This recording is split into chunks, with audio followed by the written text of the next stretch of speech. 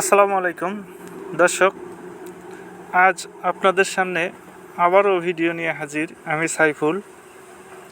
আজকের ভিডিও বস্তায় আদা চাষ। আমি আমার বাড়িতে বস্তায় আদা চাষ করব এই প্রস্তুতি নিচ্ছি এবং বস্তায় মাটি ভরাট করতেছি এবং কিছু বস্তায় আমি অলরেডি আদা দিয়েছি আর কিছু বস্তায় আমি এই মুহূর্তে ভরাট করে নিচ্ছি। আপনারা যদি বস্তায় আদা চাষ করতে চান তাহলে বস্তায় আদা চাষের সুবিধা রয়েছে। এই সুবিধাগুলো আজকে আপনাদের সামনে তুলে ধরতেছি। আপনারা বাড়ির আশেপাশে পরিত্যক্ত জায়গা অথবা ফল বাগান অথবা কাঠের গাছের বাগান, বিভিন্ন ধরনের বাগান যদি আপনাদের থেকে থাকে, সেই বাগানের ভিতরে আপনারা অনায়াসেই বস্তায় আদা চাষ করতে পারেন।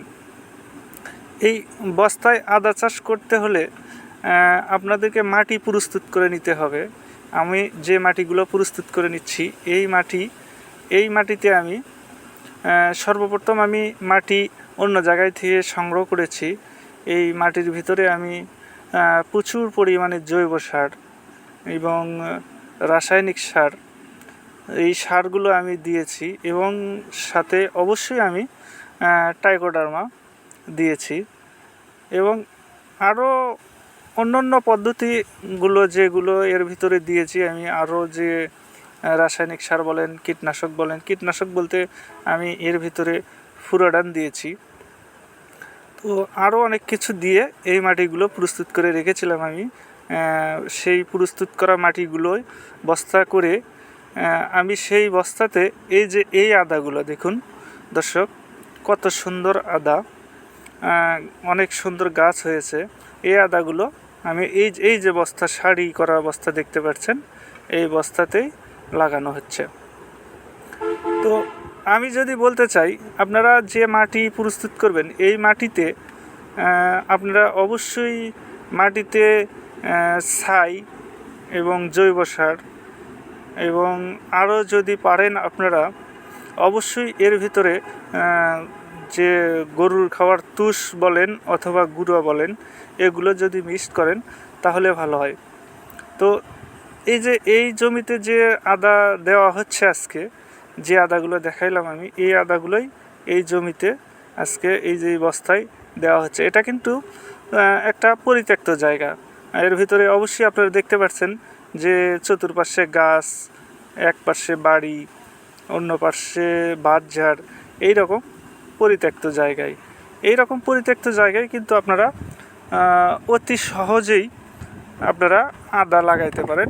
সেটা এইরকম বস্তায় যদি আদা লাগান তাহলে অবশ্যই আপনাদের জন্য অনেক সুবিধা রয়েছে। এই সুবিধাগুলোর মধ্যে যেমন আমি বলি, এই বস্তায় যে আদা লাগাচ্ছেন, এই আদাগুলো যদি একটা বস্তার আদা যদি নষ্ট হয়ে যায়, ওটাই একটা বস্তায় সরে দিলে পরেই আপনার আরগুলো বস্তাতে এই পচন রোগ বলেন, অন্যান্য রোগ বলেন, এই রোগগুলো হবে না।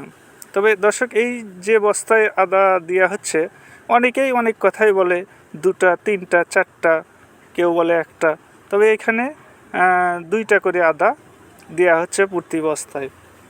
2টা করে আদা, আমি যদি ওজনের দিক দিয়ে বলি, 2টা করে আদা অলরেডি 30 থেকে 40 গ্রাম, 30-35 গ্রাম করে একটা পিস হবে।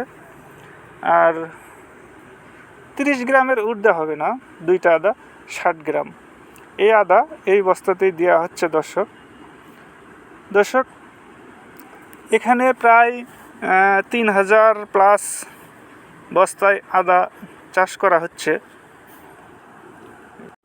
আমি যদি আরও বলতে চাই, আপনারা যদি আদা চাষ করতে চান অবশ্যই মাটি বেলে দোআঁশ মাটি নেবেন এবং বেলে দোআঁশ মাটিতে আদা ভালো হয়।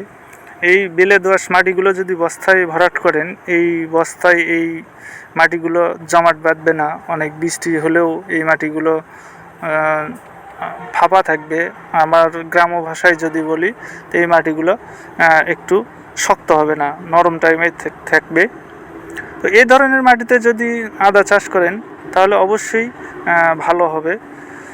তো দর্শক, আজ এ পর্যন্তই।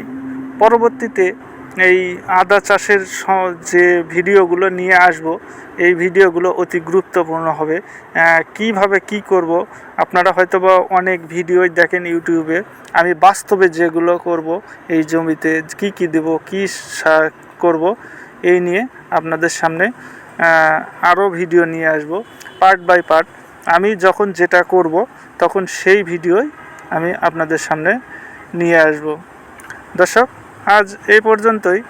আগামীতে আমার ভিডিওগুলো দেখার জন্য এবং আমার চ্যানেলটি সাবস্ক্রাইব করার জন্য আপনাদের বিশেষভাবে অনুরোধ করা হলো, এবং আমার চ্যানেলে যত ভিডিওগুলো দেওয়া আছে এই ভিডিওগুলো দেখার জন্য অনুরোধ রইল।